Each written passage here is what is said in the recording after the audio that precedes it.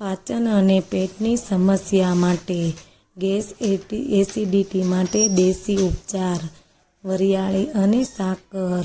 જમ્યા પછી 1 ચમચી વરિયાળી અને થોડી સાકર ચાવવાથી પાચન ઝડપી બને છે અને મોઢામાં દુર્ગંધ દૂર થાય છે। જીરું પાણી।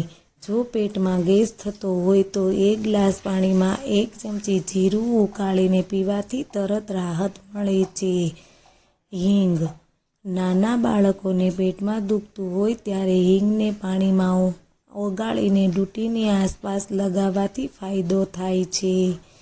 શરદી અને ઉધરસ ગળા માટે હળદરવાળું દૂધ। રાત્રે સૂતી વખતે ગરમ દૂધમાં ચપટી હળદર નાખીને પીવું। આ કુદરતી એન્ટીબાયોટિક છે। આદુ અને મધ। આદુનો રસ કાઢી તેમાં થોડું મધ ભેળવીને લેવાથી જૂની ઉધરસમાં રાહત મળે છે। મીઠાના કોગળા। ગળામાં ખીચખીચ હોય તો ગરમ પાણીમાં સિંધવ મીઠું નાખી કોગળા કરવાથી ઇન્ફેક્શન મટે છે। સાંધાના દુખાવા અને સોજા માટે મેથીના દાણા। રાત્રે 1 ચમચી મેથી દાણા પલાળી રાખો અને સવારે પેટે તે ચાવીને ખાઈ જાઓ। આ વાયુના રોગો ગઠિયામાં બેસ્ટ છે।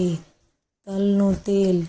હૂંફાળા તલના તેલમાં માલિશ કરવાથી સાંધા મજબૂત થાય છે અને દુખાવો ઓછો થાય છે।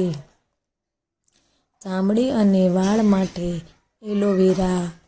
કુંવારવાટું। ચહેરા પર ખીલ કે ડાઘ હોય તો એલોવેરા જેલ લગાવવાથી કુદરતી ગ્લો આવે છે।